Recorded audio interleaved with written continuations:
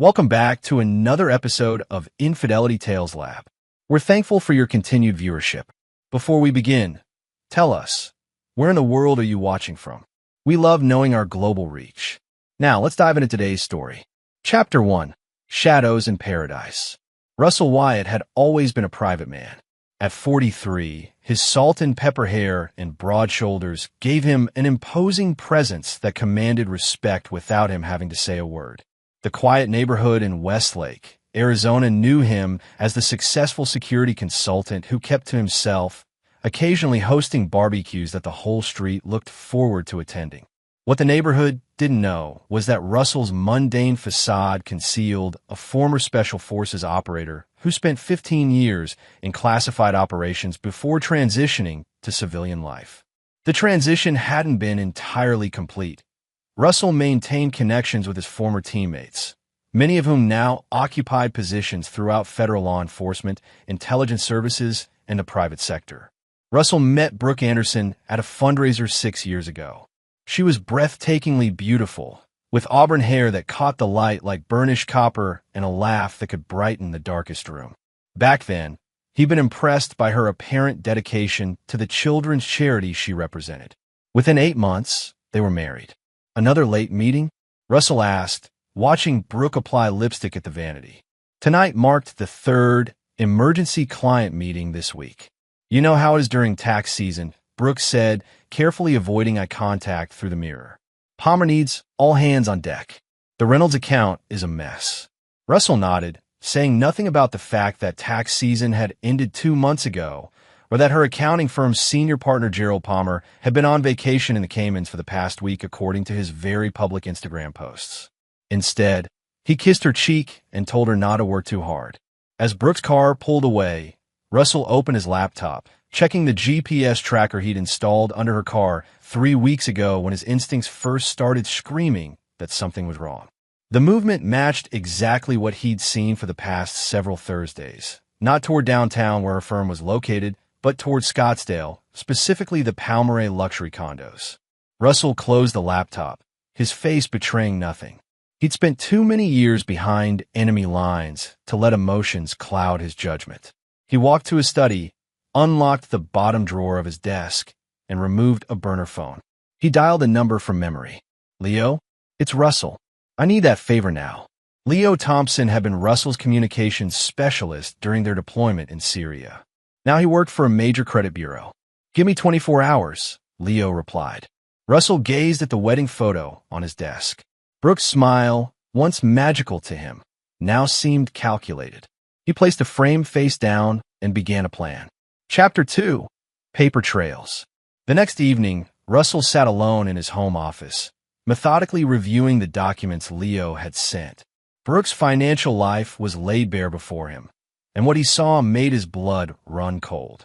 Credit cards he'd never known about, loans taken against their home equity, a second mortgage on the vacation property in Sedona. All told, Brooke had accumulated nearly $380,000 in debt behind his back.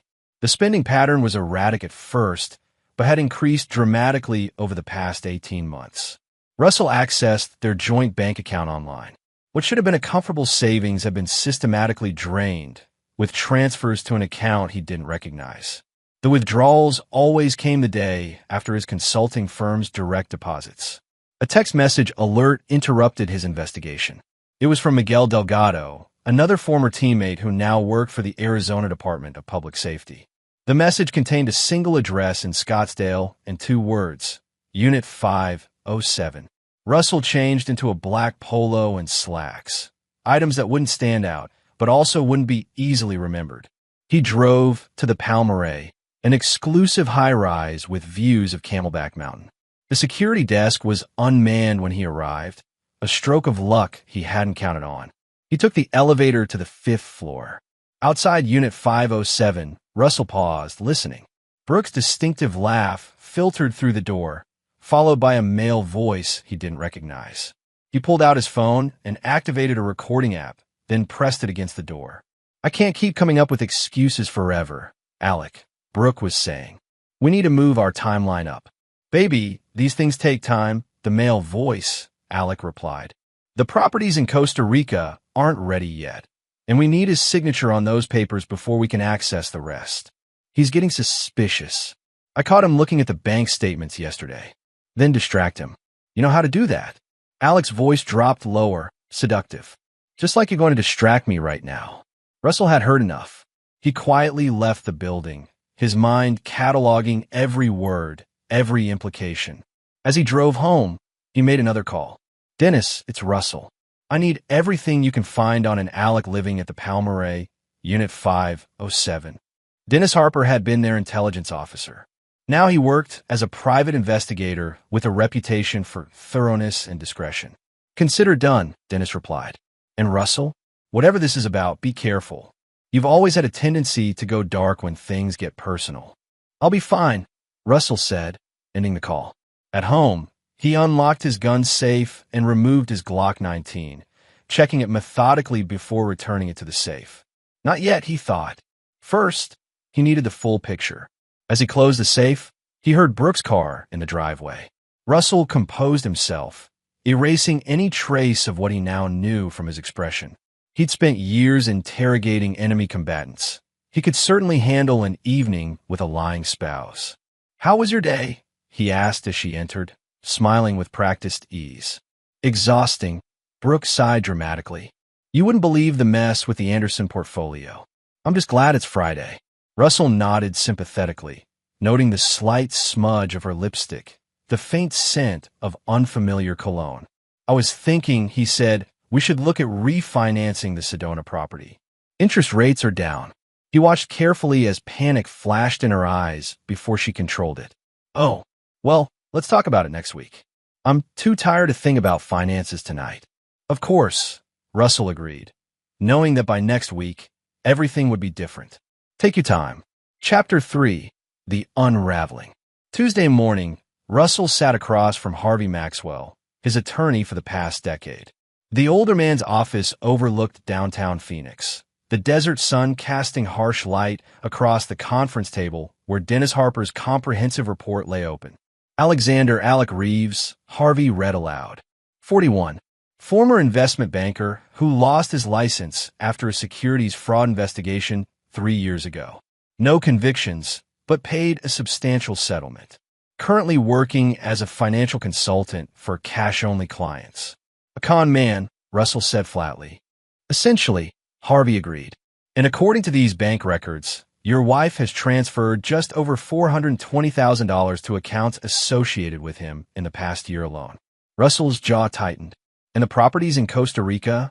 Dennis cleared his throat. 3 beachfront lots purchased 6 months ago through a shell company. The paperwork lists both Reeves and Brooke as beneficial owners. They've been developing vacation villas with plans to sell to wealthy Americans looking for tax havens. "Using my money," Russell said. "Yes," Dennis confirmed. "And based on the documentation I found in their cloud storage, they're planning to have you sign papers to access your investment portfolio. Once they have that, they disappear," Russell finished. Harvey adjusted his glasses. "Russell, with this evidence, we can file for divorce immediately. Cite fraud, infidelity." "No," Russell cut him off. "A divorce means she gets half of everything despite the fraud. That's not acceptable. What exactly are you planning?" Harvey asked cautiously. Russell stood, walking to the window. "I'm going to confront her tomorrow. I need you both to be ready. Dennis, I want surveillance on Reeves. Harvey, prepare the documents we discussed." Both men exchanged concerned glances. "Russell," Harvey said, "whatever you're planning, remember there are legal ways to handle this." Russell turned, his expression unreadable. "I spent 15 years operating in places where the law couldn't protect me. Harvey, I learned to create my own justice." He checked his watch. "I'll call you both tomorrow evening." As Russell left the office, his phone buzzed with a text from Brooke. "Need to discuss something important tonight. Making your favorite dinner." Perfect timing, he thought. She was making her move. That evening, Russell arrived home to find Brooke in the kitchen, a bottle of his favorite bourbon open on the counter. The dining room table was set with their best china, candles already lit. "This looks special," he commented, accepting the glass she handed him. "I've been neglecting us lately," Brooke said, her fingers lingering on his as she passed the drink. Work has been so demanding. I thought we deserved a nice evening together. Throughout dinner, Brooke was attentive, laughing at his stories, touching his hand frequently. When they moved to the living room with their drinks, she sat closer than she had in months. "I've been thinking," she said, curling against him on the sofa. "We should take that trip to Europe you've been wanting. Maybe in the fall." Russell smiled. "That sounds wonderful, but we might need to look at our finances first. I was reviewing our accounts earlier." He felt her stiffen slightly before she relaxed again. "Actually, that's something I wanted to discuss," she said. "I've been talking to this brilliant financial advisor about some investment opportunities. Very exclusive deals." "Oh." Russell kept his voice neutral. "Yes, he's helped several of my colleagues. He has these amazing international properties." She stopped when Russell's phone rang. He checked the display. "Sorry, I need to take this. It's a client emergency." He stepped into his office, closing the door. It was Dennis. "Reeves just booked 2 one-way tickets to San Jose, Costa Rica, for Friday morning," he reported, under the names Alexander and Brooke Wilson. "Thank you," Russell said calmly. "Keep monitoring." When Russell returned to the living room, Brooke was on her phone, texting rapidly. She quickly put it away when she saw him. "Everything okay?" she asked with practiced concern. "Just a minor issue with the client's security system," he lied smoothly. "Now, you were telling me about these investment opportunities?" Brooke launched into a carefully rehearsed pitch about exclusive real estate developments, never mentioning Reeves by name or Costa Rica specifically. As she spoke, Russell noticed how she'd positioned the documents on the coffee table, how she'd already opened the bourbon before he arrived. "It does require some paperwork," she said finally, reaching for the folder. "Just routine authorization forms. We should actually go over these tonight, if possible." Russell took the papers, pretending to review them. They were cleverly disguised power of attorney documents that would give her full access to his investment accounts. He set the papers down and looked directly into her eyes. "This is very thorough," he said. "Let me sleep on it, and we can sign everything tomorrow. I'd like to review them when I'm not half a Bourbon, Indiana." Disappointment flickered across her face before she recovered. "Of course, no rush. I just thought you'd be excited about the opportunity." "Oh, I am," Russell assured her, his smile not reaching his eyes. "I think tomorrow will bring all sorts of revelations." Chapter 4. The Confrontation. Russell arrived home early the next day, having spent the morning finalizing his preparations. He'd confirmed that Brooke had taken the day off work, ostensibly for a dental appointment, but her car had been tracked to the Palmyra again. She returned home just after 3, carrying shopping bags from luxury boutiques. "Russell," she exclaimed, clearly startled to find him sitting in the living room. "I thought you'd be at work until 6. "Change of plans," he said, gesturing to the seat across from him. "We need to talk, Brooke." She hesitated, then set her bags down. "Is everything okay?" "That depends on your perspective," Russell said, his voice unervingly calm. "I've been doing some financial planning of my own. Did you know that second mortgages leave quite the paper trail?" All color drained from Brooke's face. She opened her mouth to speak, but Russell continued. "I especially found the timing interesting. Our Sedona property was remortgaged the same week 3 beachfront lots were purchased in Guanacaste, Costa Rica." He leaned forward. "What a coincidence." "Russell, I can explain." "I'm sure you can," he interrupted. "Just like you can explain the $420,000 you've transferred to Alec Reeves in the past year, or the one-way tickets to Costa Rica for Friday morning." Brooke's shock was genuine. Did you really think I wouldn't notice?"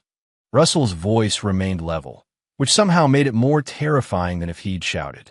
"Did you think the skills that kept me alive behind enemy lines for 15 years wouldn't translate to detecting a basic con job?" Brooke's expression shifted, calculation replacing fear. "This is insane. You've been spying on me? Tracking me?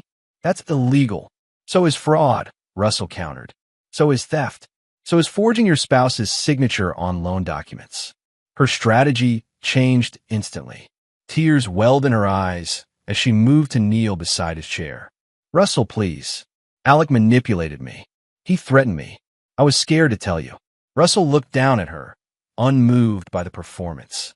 You're good, Brooke. Very good. But I've interrogated people who truly feared for their lives. Your performance lacks authenticity.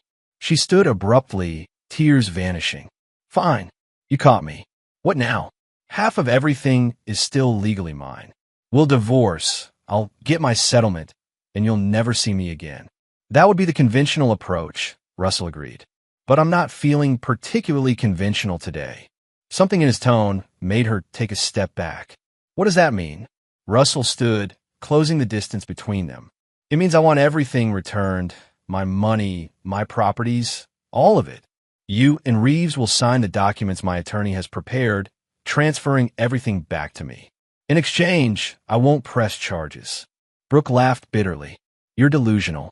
I'm not signing anything. In fact, she reached for her phone. I'm calling the police right now. I don't feel safe with you. Russell didn't try to stop her. Go ahead. I'm sure they'll be very interested in all the evidence I compiled. The fraud investigation alone will take years to untangle. Her finger hovered over the screen. Then her expression changed, a cold calculation entering her eyes. You're right. Let's be civilized. I'll have Alec bring the Costa Rica paperwork. We'll sign everything over, and you'll never hear from us again. Russell smiled thinly. I thought you might see a reason. Have him come over tonight. Brooke nodded, already texting. After a moment, she looked up. He'll be here at 8. Perfect. I'll open some wine. The next 4 hours passed in a grotesque parody of domestic normalcy. Brooke retreated to the guest bedroom to freshen up, which Russell knew meant she was coordinating with Reeves. He used the time to activate the recording devices he'd placed throughout the house and alert Dennis and Harvey that the plan was in motion. At precisely 8, the doorbell rang. Russell opened it to find a tanned, expensively dressed man with artificially whitened teeth and carefully styled hair. Mr. Wyatt, Alec Reeves extended his hand. A pleasure to finally meet you. Russell shook it firmly. Likewise, though I wish it were under better circumstances. Brooke appeared behind Russell, her entire demeanor transformed. The terrified woman from hours earlier was gone, replaced by someone coolly professional. Let's get this over with, she said. In the dining room, Russell poured wine while Reeves laid out documents. These transfer the Costa Rica properties back to you exclusively, Reeves explained smoothly. And these terminate any claims Brooke might have on your financial accounts. Very thorough, Russell observed, scanning the papers. But there's something missing. What's that? Reeves asked, confidence unwavering. Restitution, Russell replied. The $420,000 Brooke transferred to you. I want it back. Reeves laughed lightly. That money's gone, Mr. Wyatt. Investments, development costs. You understand how business works. Russell's gaze hardened. I understand exactly how your particular business works, Mr. Reeves. Securities fraud, investment scams, targeting wealthy divorcees, until you hit the jackpot with my wife. Reeves's smile faltered slightly. I'm not sure what you're implying. I'm not implying anything. I'm stating facts. Russell pulled out his phone, playing a recording, Brooke and Reeves discussing how to get Russell's signature on the power of attorney documents. Brooke slammed her wine glass down. You recorded us? That's illegal. Arizona is a one-party consent state, Russell replied calmly. I was present during that conversation last night. This is ridiculous, Reeves stood. We're leaving. Good luck proving anything. Sit down, Russell said, his voice suddenly carrying the unmistakable tone of command. Something in his expression made Reeves comply instantly. You have two options. Sign my documents returning everything and transferring $420,000 to my account, or I send all my evidence to the FBI's Financial Crimes Unit, the Arizona Attorney General, and the Securities and Exchange Commission. Reeves glanced at Brooke, who had gone pale. You're bluffing, she said weakly. Russell pulled out a second phone and pressed a button. Dennis? Are you ready with the evidence packages? He paused. Good. If I don't call you within the hour, send them all. He set the phone on the table. 1 hour. Reeves's confidence had evaporated. I don't have $420,000 liquid. Most of it went into those properties.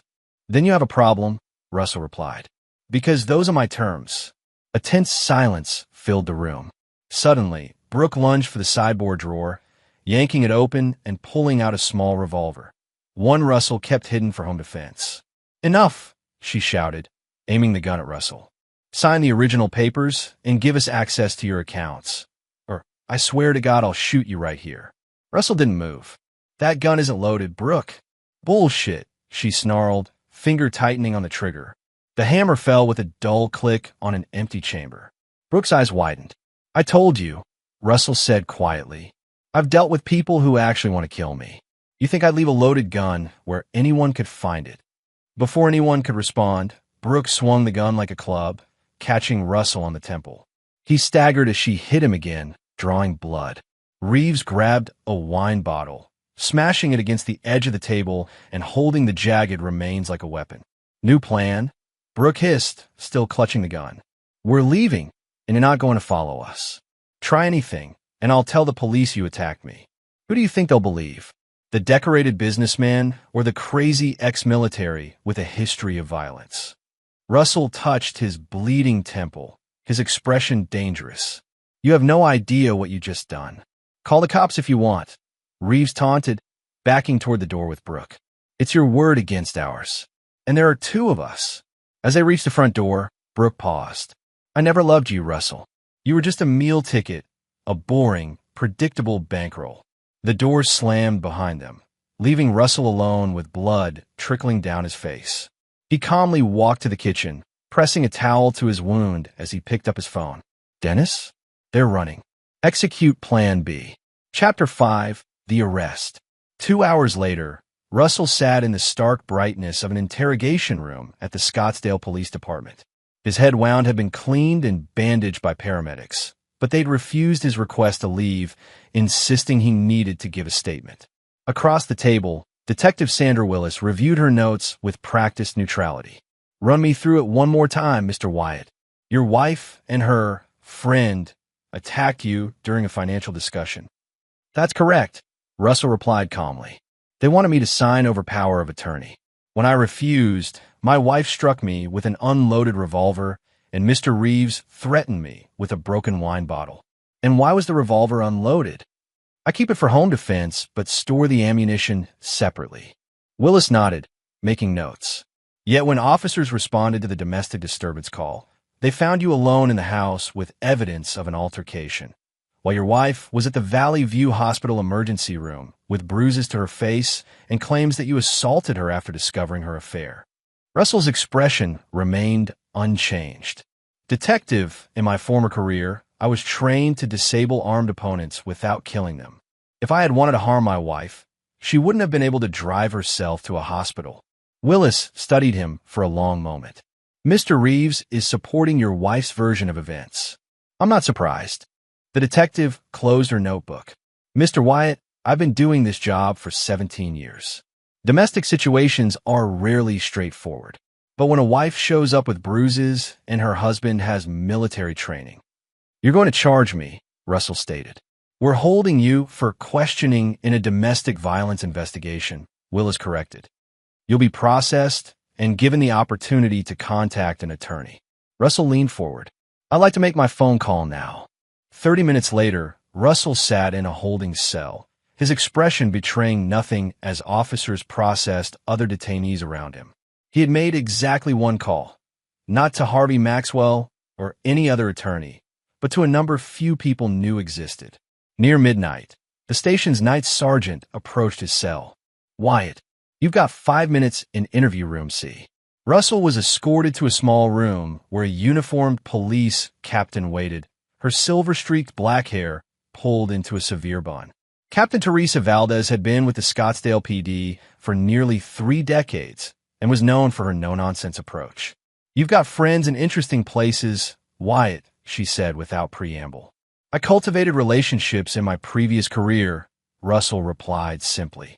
So I've been told. She slid a folder across the table. Your wife's statement is full of inconsistencies. Her medical exam showed defensive bruising only, consistent with someone striking an object, not being struck. Mr. Reeves's statement contradicts hers on several key points. Not surprising. Valdez leaned forward. I received a call from Chief Richardson himself, followed by one from the Deputy Director of the FBI's Phoenix Field Office. Both suggested I look very carefully at this case. And have you? We track your wife's movements using traffic cameras. She and Reeves stopped at the Palmyra before going to the hospital. Surveillance footage shows her entering without visible injuries and exiting 20 minutes later with the bruises she later claimed you inflicted. Russell said nothing. There's more, Valdez continued. A search of their condo found makeup specifically designed to create realistic-looking bruises, professional-grade stuff used in film production. We also found a whiskey bottle with your fingerprints on it, likely planted to support claims you were intoxicated. She closed the folder. Mr. Wyatt, I don't know what game is being played here, but it's clear you're not the aggressor. However, her expression hardened. I'm concerned about what happens next. The chief mentioned your specialized background. Captain, Russell said quietly, I appreciate your concern. But rest assured, everything that happens from this point forward will be completely legal. Valdez studied him for a long moment. We're releasing you without charges. Detective Willis will return your personal effects. She stood to leave, then paused at the door. Whatever you're planning, remember that some kinds of justice leave permanent stains. Russell's smile didn't reach his eyes.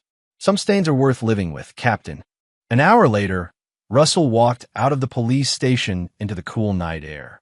A black SUV pulled up immediately, and the passenger door opened. Inside sat Chief of Police William Bull Richardson, Russell's former commanding officer from their Special Forces days. You look like hell, Russ, the chief commented as Russell climbed in. Appreciate the assist, Bull. 15 years in the shit together buys you one get-out-of-jail-free card, Richardson replied. Now tell me what the hell is going on. As the SUV pulled away, Russell explained everything. The affair, the financial fraud, the setup. Richardson listened without interruption. She's dangerous, the chief finally said. They both are. They'll try again, more carefully next time. I'm counting on it, Russell replied. Richardson glanced at his former teammate. What did you mean when you told Valdez everything would be completely legal? Russell looked out at the passing city lights. Just that whatever happens next, no laws will be broken. He paused. By me, at least. That's a fine distinction, Russ. It's the only one that matters. They drove in silence for several minutes before Richardson spoke again. The Palmyra is under surveillance. We're watching for your wife and Reeves to return. They won't, Russell said confidently. They'll be making emergency arrangements to leave the country. Their Costa Rica plans are compromised, so they'll choose a backup location, somewhere without extradition. Richardson raised an eyebrow. You seem very certain. I know how they think now, Russell replied, and I know exactly what they'll do next. Chapter 6, The Call. While Russell was being released from police custody, Brooke and Alec were frantically packing in a hotel room on the outskirts of Phoenix.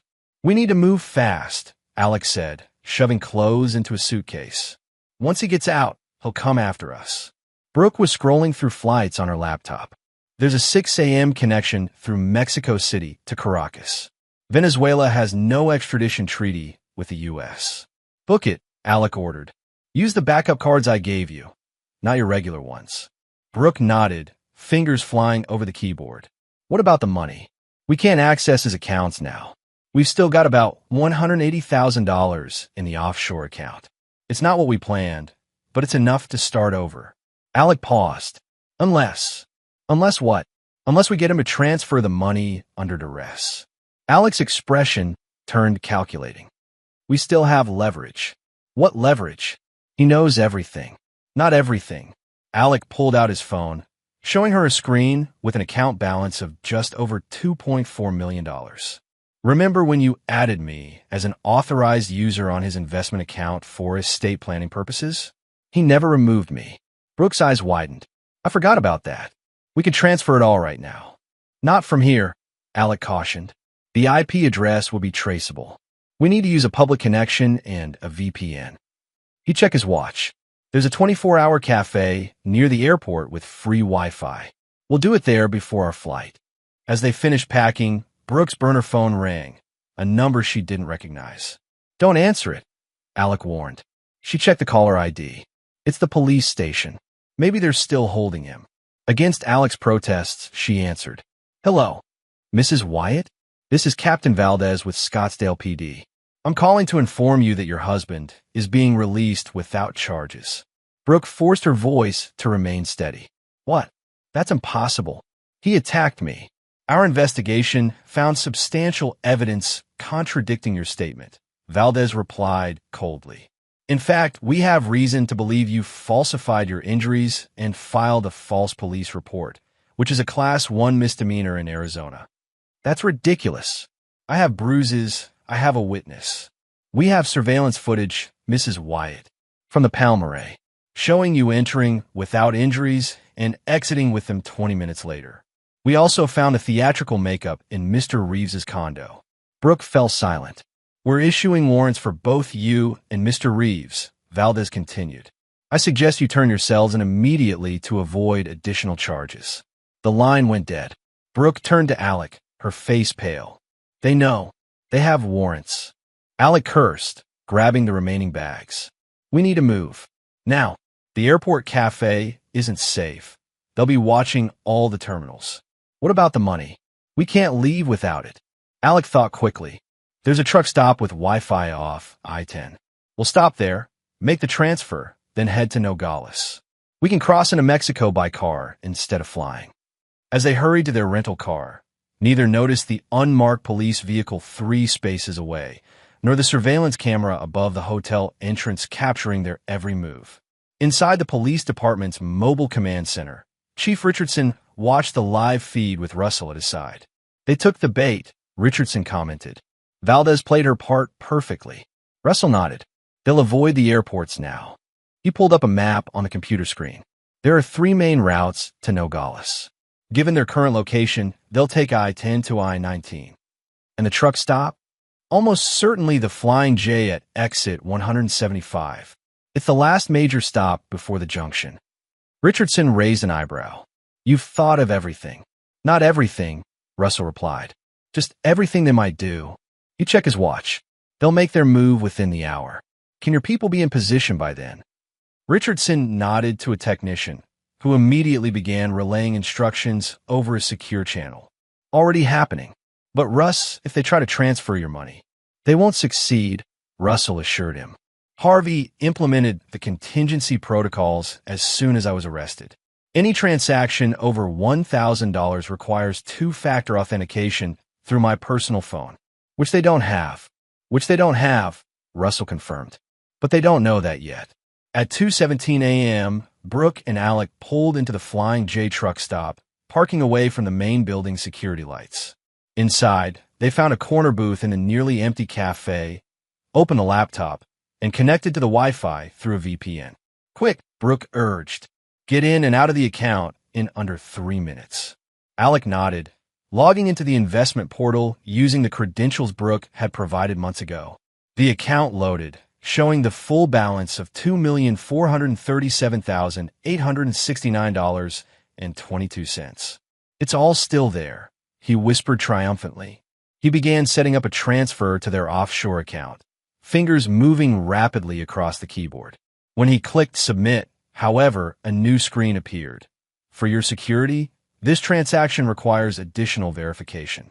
A code has been sent to the phone number ending in 4277. Alec froze. Does he have 2-factor authentication? He must have added it recently, Brooke said, panic rising. We need that code. Alec thought furiously. Call his phone. Maybe we can trick him into giving us the code. Brooke dialed Russell's number, her heart pounding. To her surprise, he answered immediately. Hello, Brooke?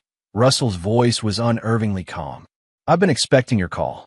Russell, she forced herself to sound contrite. I'm so sorry about everything. There's been a terrible misunderstanding. Stop, he cut her off. We both know exactly what this is about.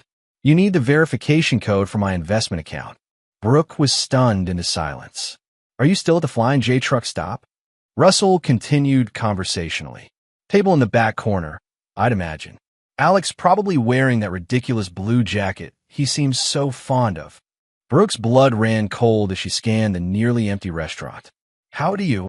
I know exactly where you are, what you're doing, and what you're planning next, Russell said. I've known from the beginning. Russell, please, she tried once more. We can work this out. Just give me the code, and we'll split the money. You'll never have to see me again. His laugh held no humor.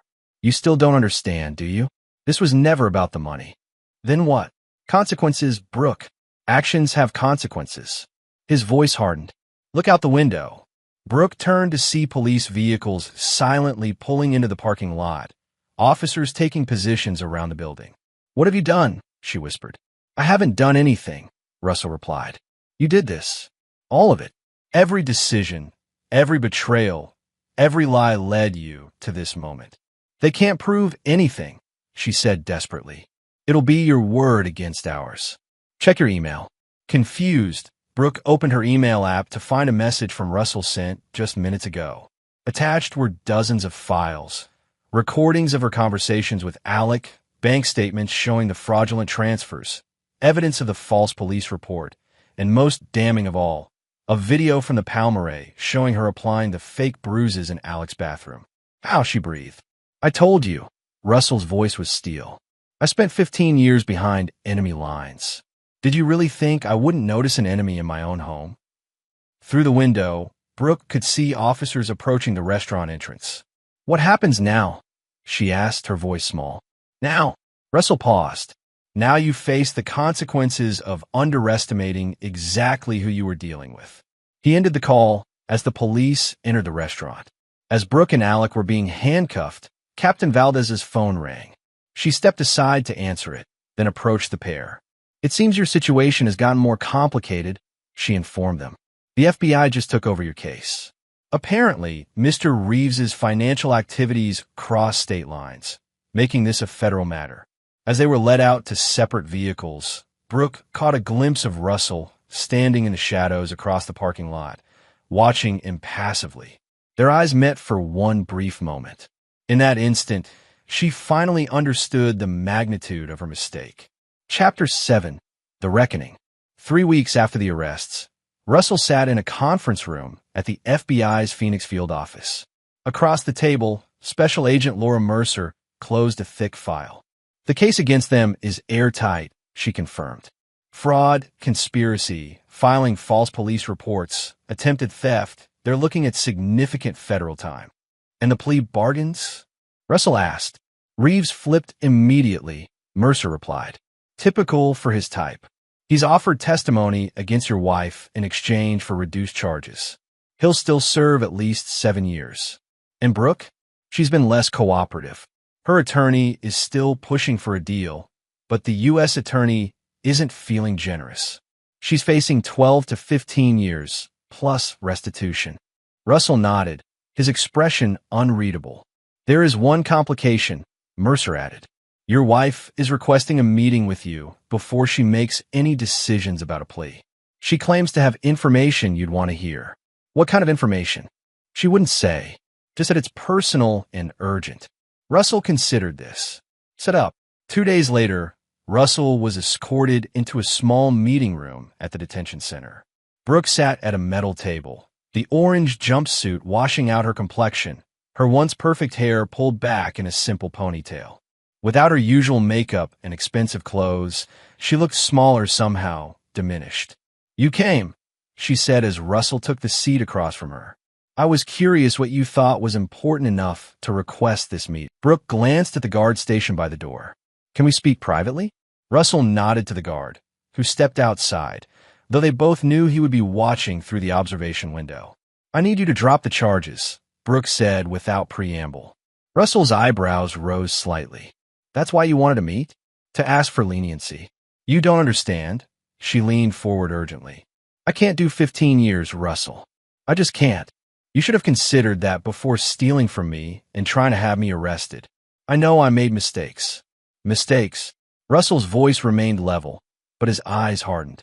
You systematically drained our accounts, had an affair, planned to steal my entire investment portfolio, assaulted me, filed false police reports, and tried to destroy my reputation.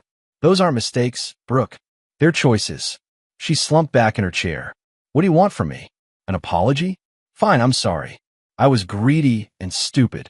An apology implies remorse, Russell observed. You're just sorry you got caught. Brooke's facade cracked then, tears welling in her eyes. Please, Russell, I'm begging you. If you ever love me at all, Don't. He cut her off. Don't invoke what I felt for you. You destroyed that the moment you conspired with Reeves. They sat in silence for a long moment. There's something you should know, Brooke finally said, wiping her eyes. Something important. She took a deep breath. I'm pregnant. Russell's expression didn't change. No, you're not. Brooke blinked in surprise. What? Your medical screening, when you were processed, showed no pregnancy, Russell stated calmly. The results are in your file. They made a mistake. Brooke, Russell's voice held a note of finality. It's over. All of it. The lies, the manipulation, the games, they're finished. You have nothing left to bargain with. Her expression changed then, the vulnerable facade falling away to reveal cold hatred. You think you've won, don't you? The perfect Russell Wyatt, always in control, always 3 steps ahead. This isn't about winning. Bullshit, she spat. You're enjoying this. You orchestrated everything from the moment you suspected me. You set us up to fail. Russell leaned forward. I gave you multiple chances to walk away. All you had to do was return what you stole and disappear. Instead, you escalated. You tried to frame me for assault. Because I knew what you do. Men like you don't let things go. You hold grudges. You plot revenge. Men like me understand consequences. Russell corrected her. Every action has an equal and opposite reaction. Basic physics. Brooke's laugh was bitter. And now you get to be judge, jury, and executioner. Does it make you feel powerful, Russell? Watching me rot in prison while you rebuild your perfect life. This isn't about power, Russell replied, standing to leave. It's about justice. Justice? She sneered. This is revenge, pure and simple. Russell paused at the door. The difference between justice and revenge is that justice restores balance. Revenge just satisfies emotion. He looked at her one last time. And frankly, Brooke, you're not worth the emotion anymore. As he walked away, Brooke called after him. This isn't over, Russell. You'll regret this. I still have friends on the outside. Russell didn't look back. As the heavy door closed behind him, he nodded to the guard. We're done here. Outside the detention center, Dennis Harper waited by a black SUV. How did it go? He asked as Russell approached. Predictably, Russell replied. She tried everything. Pleas for sympathy, false pregnancy claims, and finally threats. Dennis frowned. Threats? Should we be concerned? No, Russell said confidently. She's grasping at straws. Still, Dennis looked troubled. People like Brooke sometimes have connections we don't know about. Maybe we should increase security at your house for a while. Russell considered this. Perhaps you're right. Set it up. He checked his watch. Now, I have another meeting to attend. Across town, in an upscale law office, Harvey Maxwell welcomed Russell with a firm handshake. Everything's prepared, the attorney said, leading him to a conference room where several documents awaited signature. The Costa Rica properties have been transferred back to your name, Harvey explained. The funds we could recover, approximately $210,000, have been returned to your accounts. The remaining amount may be recovered through restitution as part of the criminal proceedings. Russell signed where indicated. In the other matter, Harvey produced a separate folder. All arranged as you requested. The transfers will be initiated once you give final approval. Russell reviewed the documents carefully before signing. Immediate execution, Harvey. No delays. Of course. Harvey hesitated. Russell, are you certain about this? Once it's done, I'm certain, Russell replied firmly. It's the right thing to do. As he left the office, Russell's phone rang. Chief Richardson. We need to talk, the chief said without preamble. Meet me at O'Sullivan's in 30 minutes. The Irish pub was nearly empty when Russell arrived. Richardson sat in a back booth, a glass of whiskey untouched before him. What's wrong? Russell asked, sliding into the seat opposite. Richardson pushed a file across the table. Brooke made a call immediately after your visit. We monitored it as part of the federal case. Russell opened the file to find a transcript. The call had been to a burner phone. The recipient identified only as T. I need a favor, Brooke had said. You still owe me from Miami. It's time to collect. The response was brief. Name it. Russell Wyatt. I want him gone. Permanently. Russell closed the file. She's arranging a hit. Richardson nodded grimly. We don't know who this is, but the reference to Miami suggests someone with a criminal background. The feds are working to identify them, but burner phones make it difficult. Have they confronted Brooke? Not yet. They want to track T first, catch them both in a conspiracy. Russell considered this information. Let me see the case file for their investigation. Richardson looked uncomfortable. Russ, that's highly irregular. The FBI won't. Make it happen, Bull, Russell interrupted. I need to know who's coming for me. After a long moment, Richardson nodded. I'll see what I can do. In the meantime, watch your back. As Russell drove home that evening, he remained hyper-aware of his surroundings, checking regularly for tails or surveillance. When he arrived, he did a complete sweep of his property before entering the house. Inside, he went directly to his study, unlocking a hidden panel behind his bookshelf to reveal a small safe. From it, he removed his satellite phone and dialed a memorized number. It's Russell, he said when the call connected. I need to activate Protocol Chimera. The voice on the other end responded immediately. Authentication required. Sierra Echo 793 Tango. Authentication accepted. Chimera is live. Parameters? Russell provided the details. Names, locations, objectives.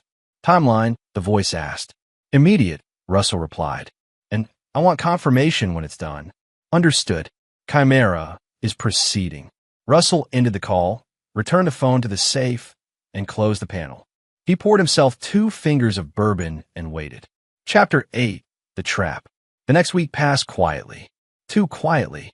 Dennis had installed additional security at Russell's house. Cameras, motion sensors, reinforced doors, but there had been no suspicious activity.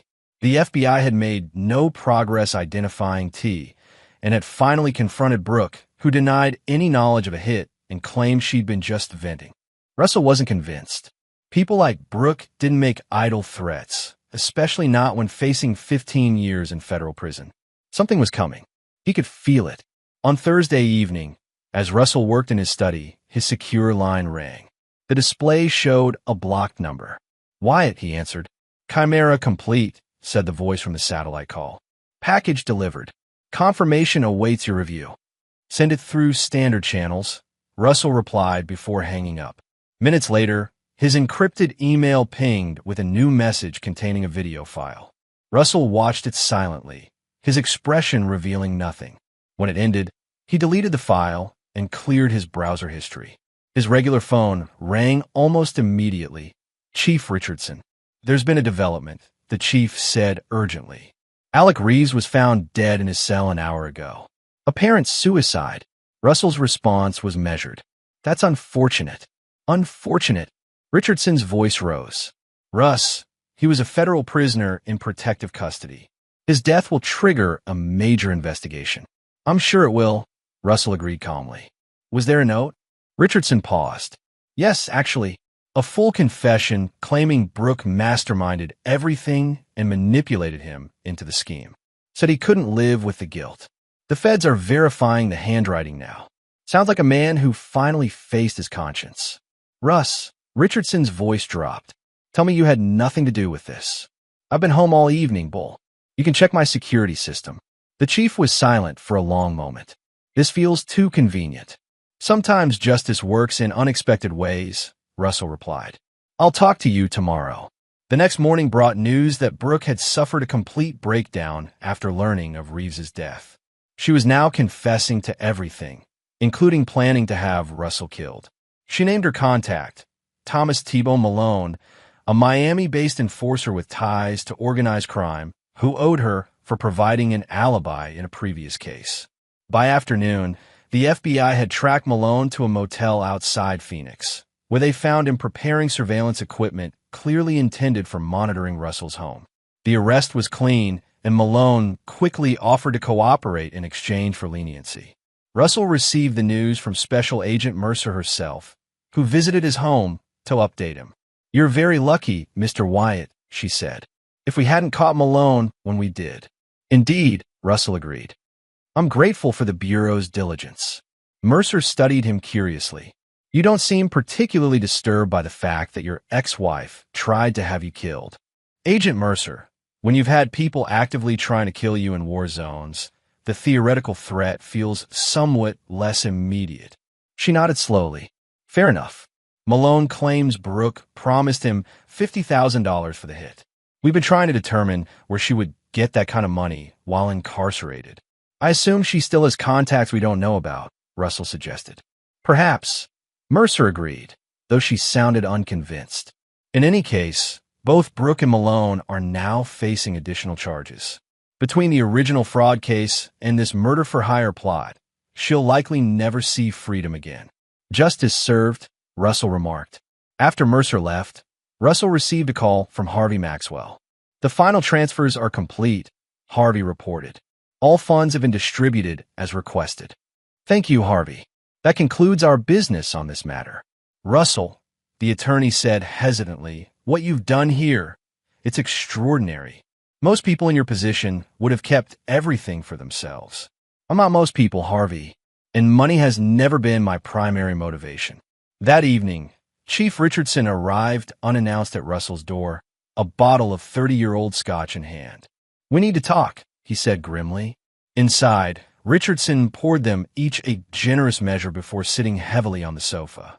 I've known you for 20 years, Russ. Served with you, bled with you. I've never asked questions about your methods because, frankly, I didn't want to know. Russell sipped his scotch, waiting. But this situation with Reeves, Richardson continued, it's bothering me. The timing, the convenient suicide note, Brooke's subsequent breakdown. It's all too clean. Sometimes things work out cleanly, Russell observed. Richardson set his glass down. Cut the bullshit. Did you arrange Reeves's death? Russell met his old friend's gaze steadily. No laws were broken by me, Bull. I promised you that from the beginning. That's not an answer. It's the only one you're going to get, Russell replied. Some questions are better left unasked. They sat in tense silence until Richardson spoke again. Chimera. That was your contingency protocol in Damascus, wasn't it? The one that eliminated the arms dealer without leaving any traceable evidence. Russell's expression remained neutral. That operation is still classified. God damn it, Russ. Richardson ran a hand over his face. I put my career on the line for you. If there's even a hint that you orchestrated a hit in federal custody, there won't be, Russell interrupted firmly, because nothing can be traced back to me. Nothing ever could. The chief studied his former teammate carefully. You planned this from the beginning, didn't you? You knew Brooke would try to have you killed. I considered it a likely outcome, Russell admitted. People like Brooke don't accept defeat gracefully. And Reeves was a liability to everyone, including her. His remorse was convenient timing. Richardson drained his glass. The FBI is closing both cases, the fraud and the murder for hire. As far as they're concerned, justice has been served. Indeed it has. As Richardson prepared to leave, he paused at the door. Just tell me one thing. Are we finished with this now? No more surprises? No more bodies? Russell smiled thinly. I'm done with the past, Bull. From here, I only look forward. After the chief left, Russell returned to his study, opening his laptop to review an email from Dennis. Attached were surveillance photos of Thomas Malone meeting with a slender man at a cafe 3 days earlier, before Malone had come to Phoenix. The man's face was partially obscured, but Russell recognized him immediately. Right on schedule, he murmured, deleting the email. Everything had unfolded exactly as he'd planned from the moment he discovered Brooke's betrayal. The arrests, Reeves's demise, Brooke's breakdown, Malone's capture. All predictable moves in a game where Russell had controlled the board from the beginning. Justice, after all, was simply strategy executed perfectly. Chapter 9. The Aftermath. 6 months later, Russell stood at the bow of his yacht, watching the Miami skyline recede as they moved into open water. The evening was perfect. Warm breeze, clear skies, the distant thrum of the city giving way to the rhythmic sound of waves against the hull. Beautiful evening, commented Dennis Harper, joining him with 2 glasses of champagne. Perfect for a celebration, Russell agreed, accepting a glass. To new beginnings, Dennis toasted. They clinked glasses as Leo Thompson and 3 other former teammates emerged from the cabin, all dressed in casual evening wear. The guest of honor has arrived, Leo announced, gesturing behind him. From the cabin appeared Miguel Delgado, accompanied by a striking woman with silver-streaked dark hair, Captain Teresa Valdez, now retired from the Scottsdale PD. "Sorry we're late," Miguel said. Someone insisted on double-checking security at the marina. Valdez smiled unapologetically. "Old habits. We wouldn't have it any other way," Russell assured her, raising his glass. To Teresa, whose instincts for justice match her excellence as an investigator. The group toasted as they settled into the comfortable seating area. The yacht's crew served dinner as they sailed along the coast, the conversation flowing easily among people who shared the unique bond of those who had served together. As the evening progressed, Dennis discreetly handed Russell a tablet. The final report, as requested. Russell excused himself, stepping away to review the document in private. It detailed the current status of everyone connected to what the team now simply called the situation. Brooke remained in federal prison, serving a 20-year sentence for fraud, conspiracy, and solicitation to commit murder. Her mental health had deteriorated significantly after Reeves's death, requiring periodic stays in the psychiatric wing. Thomas T-Bone Malone had received 15 years for his role in the murder-for-hire plot, though his cooperation had spared him a longer sentence. Most interesting was the section on Francis Wheeler, the slender man from Dennis's surveillance photos, Reeves's cellmate and the instrument of his suicide. Wheeler had been released from federal custody 3 months ago, all charges against him mysteriously dropped. He had immediately left the country for Uruguay, where he now lived in a comfortable house with no visible means of support. The final page contained financial records showing the distribution of recovered funds. $100,000 to a scholarship fund for children of fallen Special Forces operators, $50,000 to a women's shelter in Scottsdale, and most significantly, $175,000 to various members of Reeves's family, his elderly mother, his sister raising 3 children alone, his brother caring for a disabled child. Russell deleted the file and returned to the group, where Chief Richardson had now joined them. "Bull," Russell greeted him. "I didn't think you could make it. And Miss Teresa's retirement celebration? Not a chance." Richardson handed Russell a folded newspaper. "Thought you might find this interesting." The article detailed the FBI's successful prosecution of an international money laundering ring operating through Costa Rica. Among those arrested was a banker who had worked closely with Alec Reeves on various investment opportunities. "Justice casts a wide net," Richardson commented. "Indeed it does," Russell agreed. Later, as the yacht anchored in a quiet cove for the night, Russell found himself alone with Valdez on the upper deck. "Beautiful boat," she observed. "Recent acquisition. A fresh start," Russell replied. "New boat, new home, new life." "Speaking of new," Valdez said carefully, "I received a job offer yesterday. Private security consulting for a firm in Washington. They specifically requested me." Russell smiled. "You'd be perfect for it." The recommendation came from someone named Russell Wyatt. She gave him a knowing look. Strange coincidence. The world is full of them. Valdez leaned against the railing. "You know, I've spent my career figuring people out, reading between the lines, connecting dots. And what dots have you connected, Teresa?" "That justice and revenge aren't always separate concepts," she said thoughtfully. "Sometimes they run parallel, like train tracks heading to the same destination." Russell considered this. "In my experience, the best strategy isn't about choosing between justice and revenge. It's about ensuring both are served simultaneously, so perfectly that no one can tell where one ends and the other begins. Like what happened with Reeves." Russell's expression revealed nothing. "Reeves made his choices. So did Brooke. So did I. And Wheeler." Valdez asked quietly, "What choice did he make?" "To accept an opportunity when it presented itself," Russell replied simply. "Some debts can never be repaid, but they can be redirected to better purposes." Valdez nodded slowly, like supporting Reeves's innocent family members with the recovered money. Russell looked surprised. "I told you I connect dots," she smiled. "That's why I'll take the consulting job. I appreciate working with people who understand that justice isn't just about punishing the guilty. It's about protecting the innocent." "Welcome to the team, Teresa," Russell said, offering his hand. As they shook, his phone buzzed with a message, An alert from his security system showing someone approaching his Miami penthouse. The facial recognition identified the visitor as Paula Reeves, Alex's sister, carrying flowers. The message she had left at the front desk was simple. Thank you for remembering the ones he forgot. Russell deleted the alert without comment. Some acknowledgments required no response. Later that night, alone in his stateroom, Russell opened his safe and removed the final item connected to his former life, his wedding ring. He hadn't worn it since the night of Brooke's arrest, but had kept it as a reminder of the price of trust given too freely. He walked to the deck and stood at the railing, the platinum band gleaming in the moonlight. Without ceremony, he dropped it into the dark waters below. There was a soft sound behind him. Russell turned to find Dennis standing there. "Is it finally over?" Dennis asked quietly. Russell looked out at the endless horizon where the ocean met the night sky. "It was over the moment I made that call from the police station," he replied. "Everything since then was just tidying up loose ends." "And now?" Russell smiled, a genuine expression that had been rare during the past year. "Now we move forward.